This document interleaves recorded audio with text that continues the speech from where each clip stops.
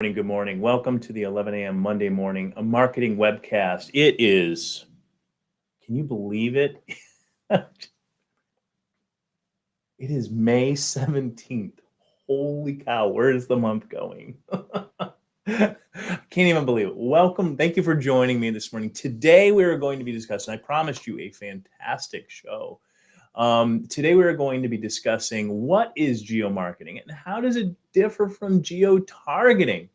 And goodness, how can I apply them in my business, right? But before we get into that, I have two things for you, two very, very important things. First of all, next week's topic is one you're not going to want to miss, especially if you're a B2B company, manufacturing brand marketing, developing a more formal strategy to beat the competition and close more business. Does that sound awesome or what? I should probably check my audio levels and make sure we're good. Just to make sure, I think we're okay. I want to go ahead and make sure, yes, we're looking okay. This is what you get, guys. Sorry for the glare, but it keeps getting worse. I don't know what to tell you.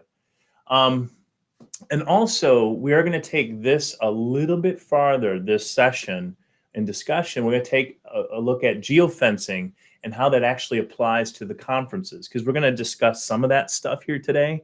So that other element, if you're interested in those things, do register with the link below. I will send an email out to you guys for it, but there'll be a link for geofencing for conferences. A great, I think it's by Seek Momentum. It's great action steps if you're a B2B trying to play into the conference arena and figure out how to leverage that with real specific kind of action steps. So we're going to kind of do a broad stretch today over everything and see what happens. So first of all, geofencing, right, and geotargeting, they're often kind of used interchangeably, but they're actually kind of two different. One's more of an advanced level marketing strategy, right? But the concept here is that you're taking a message and you're applying a geographic location to target individuals in there. Okay, so what we're going to kind of cover today is, first of all, big picture, right? What is geolocation marketing, right? Geolocation marketing is when you actually use like your phone or some type of web-enabled, where's my phone? Web-enabled device, right? In order to, kind of give a signal, right? That somebody's interested potentially in hearing something, right? So, for example, if you're walking, if I go to Home Depot, like we were at Home Depot yesterday, my wife and I were at Home Depot yesterday.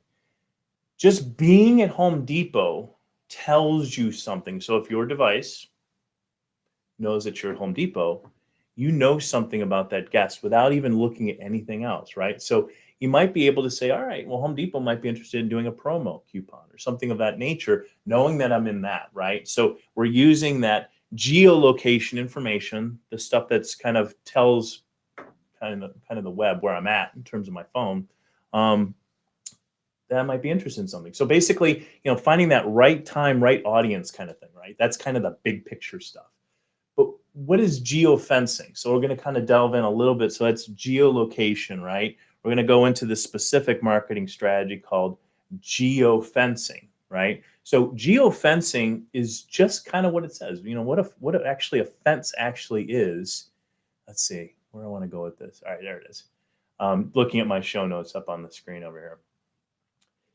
Geofencing is just that, right? If I'm having a perimeter, a fence, right, around something, okay? So whenever an audience member, in this case, somebody that potentially kind of invades that space or comes out of that space, whether that's a city, whether that's a store, whether that's a neighborhood, maybe it's a building of some kind, or maybe a group of buildings. When you're up in Illinois, it was Schaumburg. They had like the streets of Woodfield, right? So I could target that specific area if people are walking along the road, right? So that's kind of the concept of geofencing. A company like Uber might actually go use this, right? So around an airport, or if there's sporting events going on, right? That's a B2C example, business to consumer example. PEO company, right? One that does like HR kind of services. They might looking at certain business centers, right? So if there's people walking in and out of that specific area, they may want to target that group of people based on the affinity of location, right? So it kind of makes some sense. Or even if like that PEO company were to actually go ahead and be present at a convention, let's say that we had a convention in Las Vegas, for example, at the Las Vegas Convention Center, you may want to go ahead and put, kind of a geofence kind of situation around that location, and then you can market right towards that group. Now, what is geo-targeting? So that's geofencing, right? You got this location, right? So let's take the Las Vegas, conference center, for example. Right? I know that there's a certain period of time, and I know, that certain affinity group is going to be there, right? Let's say it's I don't know, printing, printing expo or something of that nature, right? So I have this like group of people who are going to show up in a specific space. Now you can take that geofencing concept and go even deeper with it, right? You can go ahead and actually target specific individuals or companies that kind of fit that profile. So not only using the geofencing, but then you're also using, whether it's demographic data, location data, we're talking interests, right? The mobile phones, wow, I mean, they're just constantly piping information to Facebook and Google and things like that. So you can really leverage that information and target individuals using geo-targeting. So I hope that kind of makes sense to you. It's a little bit, it's geofencing like plus, right? Much more extreme example, much more beneficial in terms of you're targeting not only an affinity group of people, but you're also then going down even deeper. Now, what that's going to do for you, if you go to the geo-targeting level, is going to reduce the number of people that you can, that you're actually trying to reach. However, they're going to have a much higher conversion rate if you've done your homework. And so we're talking about like marketing personas, right? Knowing who your guest is, knowing which products or services really rock in her world, knowing what those apprehensions are. You have already developed content maybe on your website that speaks to that audience group, right? So there's a lot of things that you can actually go ahead and do with that. And they're going to convert at a higher rate, again, if you've done your homework. So if you need help on marketing personas and things like that, or market planning, I've got some other videos. Maybe I'll put those in the show notes links in the footnotes here, just so you can take that a step further. Although many of you already had experience in that, but do you have it available for yourselves? Sometimes that data goes in, it's like in a bookshelf somewhere, right? Or it's on a PDF server file, right? That never ever gets seen. And it really should be, if it is what it is, and you've done it right, you should have those to everybody that's touching that customer. I don't care if they're the person picking up the phone on that inbound call or your salesperson. They need to know who those personas are. They should actually have them printed out and posted around their cubicles, right, in order to do that stuff, right? So very important, very, very important. So some scenarios. Basic, again, concept. Geofencing is this geographic space, right? Whether that's, again, a city block, a building, whatever the case may be, that's geofencing. Geo-targeting, so that would be something like targeting potential clients who attend that conference, right? That Las Vegas expo, that printing expo, right? Geo-targeting is where we start specifically targeting individuals within that group based on, again, demographics and things like that. So targeting the specific individuals in that kind of. So a great example of this is we have a chiropractor who specializes in sports medicine in Ocala, Florida. Well, yes, we could just run ads, in Google AdWords, but we can use geo in this case, geofencing. I'll give you the fencing example first, and then we'll go to the geo-targeting. The geofencing example is they have, I don't know, they had like 30 some fitness centers somewhere in this area. So it was like Gold's Gym, it was Planet Fitness, it was Anytime Fitness. I'm forgetting some of the other ones. There were a couple like local ones that really want to target. I think we have like 10 different points, but I have to do all of them. And I was actually, out of all of them, there were some that had more comments and reviews and things like that. So, and brands that I recognized. So I kind of use that as the metric. And for those brands or fitness places I didn't know very well, let's say they're local, I looked at the kind of the number of reviews and things like that to see if they were engaged, because I didn't want to do them all. It's pointless to do them all. But being able to physically target like a 1 mile radius around those locations was pretty important, right? So that is geofencing, right? I'm reaching out with that sports medicine message of, and I forget like whether they were in pain or whether they want to take it up in performance. So something of that nature. But then I go ahead and add geo targeting into it. We're actually putting in some of those keywords that they might be searching for or had searched for recently, right? So you can use that kind of data. So hopefully that clarifies a little bit for you in terms of the difference between those two. And then let's go into some of the technicals, right? So certain locations, so once we're doing that, like let's just go with the chiropractor example. Once we're doing that, we're going to find that for whatever reason, certain gyms might be more appropriate, right? They're converting better, right? So what we may want to end up doing with that is, let's take, for example, those 10. The 80-20 rule works almost all the time, right? So out of those, let's say 10, there's going to be 2 that are kind of like the rock stars, right? For whatever reason, they just convert higher. Don't know why, okay? So for our offer, they just convert higher. So we may actually want to up the bids in that. We may actually want to up the bids to get, let's say it's $1 or whatever it is. You want to up it 20, 30, 40, maybe even double, maybe even 200%, something of that nature. If they convert at a high enough rate where that makes sense to do. But you can also, it's not just about the bids, it's also taking them to the right content or maybe the right promotions, right? That allow that specific thing to work better, right? Those specific 20% awesomeness to work better. At the same time, we can downbid the ones that aren't performing. So they'll lower 20%. Let's say that's that out of the 10, again, we got the 2 that are awesome sauce, but then we also have the other 2 at the bottom and they're just like freaking tankers, right? So we may just downgrade those or downbid those a little bit. So maybe 80% or 70% or 50%. And you go, why would you even consider doing that? Well, there's reasons, right? We want the advantage here to this, to kind of, geo-targeting, right?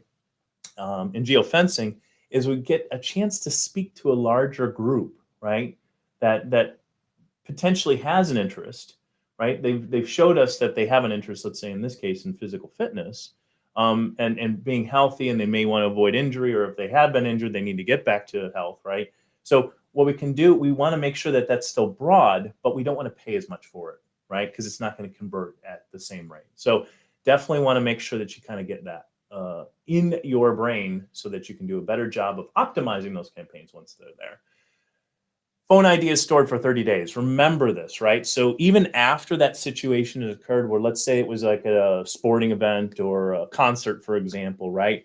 Understand that information stays around for 30 days generally, right? So understand that you can be marketing to them even after that, or you are marketing to them even after that, okay? Speak to users. So location and time of day, right? So for example, like restaurants, you can use geo-targeting and geofencing for certain periods of time. So around a hotel or around the conference area, but you don't have to keep them on all the time. You can actually pulse those to where, let's say it's 9 o'clock. Actually, it's in this case, this is a pre-recorded message. It's 9 a.m. You need to think about, okay, well, if they're going to be a specific location at a certain time, we're going to be running our ads, either geofenced ads or geo-targeted ads at certain periods of time. So you can be very strategic in terms of what and how you market to people. So if I know a conference is coming in that's focused on X, this type of product or service, I can go ahead and do something with that, right? Does that make sense? So think about time and place as well. You can use these as awesome ways to reach a very targeted audience without even using the geo-targeting method, even just the geofencing, because again, there's an affinity, whether it's the printing expo or whatever the case may be. Another great example too is let's say you're a parts distributor, right? So we have a trucking trailer building company. So if they go to a trucking expo and you're a parts distributor, right? You could use that kind of situation to find the right people with the right product at the conference, right? And be able to market to that, even as they land and come in like the day before, set up, whatever the case may be. You can use that to geofence your promotions and stuff like that. But think a little bit further. Think on the other side potentially. What happens if one of those target prospects, let's say 6 months later, that buyer, for example, that your company would be target, ends up in your city, right, for business unrelated. You can market to him or her using that geolocation kind of information and do it in reverse, right? Does that so there's a lot of potential because we're just human beings, right? We walk this planet and we have certain patterns, we do certain searches, we go to different places, and we want to go. We you know, I don't care if they work for a massive B2B like a Caterpillar or a Home Shopping Network or, you know, General Motors or Whirlpool, any of those. There's still people there, right? So with methods and processes, so you can reach people and talk to them with your message and bring some value to that relationship. Hope that makes sense for you. The last thing, do I want to talk? Okay, yeah, so we're good. Beacons. So beacons are kind of, they're basically just location-based services that serve ads, right? But beacons don't actually like physically like pinpoint the user's location, you know, directly like lat longs where they can send the rocket in. But what they do is they give a kind of a range, right? They kind of detect when a user is in a vicinity. So very similar to like a geofencing kind of concept, but it uses the Bluetooth that enabled basically that app. There needs to be an app that's actually accessing Bluetooth and allows for that to occur in order for that promotion or piece of content to be able to reach that guest. So an example of this might be a maintenance supply store that would be able to, you know, basically trigger a 10% off promo ad for a particular line of product or something of that nature, right? Then we also get into there was a question earlier about the RFID tags and what are those? RFID tags are simply they're products that basically communicate using radio frequency, right? Radio frequency identification, RFID. We've used it before with like planograms and things like that. So basically, if I pick up, you know, a product and I walk through the store with it, that process and that flow of somebody going around the store, knowing what that looks like and how they do that can really help optimize like your that experience, right? Increase sales. So if I know that shoppers are always going here and here and here and here for this stuff, I can rearrange my store and even promotional product like end caps and things like that in order to provide the great right and be able to get them to buy. So you can use that information, again, knowing how people are coming through that funnel, knowing what they're looking at when they're there, knowing what they pick up, put down, and how they work through that process. There's a lot of gold to be mined there, but that it's somewhat different from those other pieces of content and marketing strategies, but it's something that we wanted to make sure we address with it. So that is it for today's session. If you guys don't understand how this works, or you want to fire up campaigns using geo-targeting, using geofencing, you want to talk through strategy, you want to talk about how it applies to your specific business, how it differs from maybe, you know, Google AdWords where you can target locations, that's fine. Feel free to reach out via email. You can use roibychris.com to set up a 15-minute complimentary consult. We can just chat about that kind of stuff. If you like the show, go ahead and register by clicking the link below. You can also subscribe, whether it's on YouTube or Facebook. And yeah, we'd love to be able to hear back from you in terms of comments.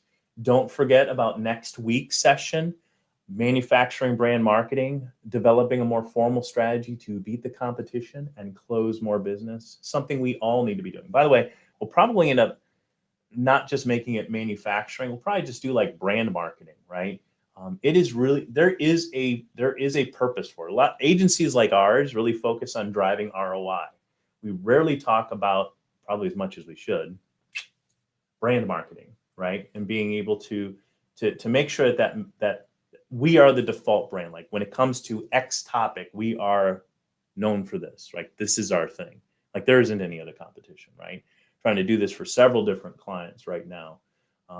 Involves video typically and making sure that you're strategizing the unique value propositions of your company, and then actually going ahead and executing those pieces of content in a very formal, strategic way that, yes, it's brand marketing, but it also has throughput, right, to actual conversion. So you don't want to miss that. That's going to be a really, really good topic and definitely needed, especially, by the way, as we kind of get back into, in fact, the other one here with geofencing for conferences. As a country recovers from this COVID stuff, it is going to be really helpful to be able to think about our businesses differently than what we did before, right? So taking advantage of this opportunity, 2 great resources here for us. Sign up, subscribe, and we will see you back here next week for the 11 a.m. Monday morning marketing webcast. Have a great, great week, of a productive week, and God bless. I got to find my mouse now. There it is, out of the 3 screens that I'm looking at.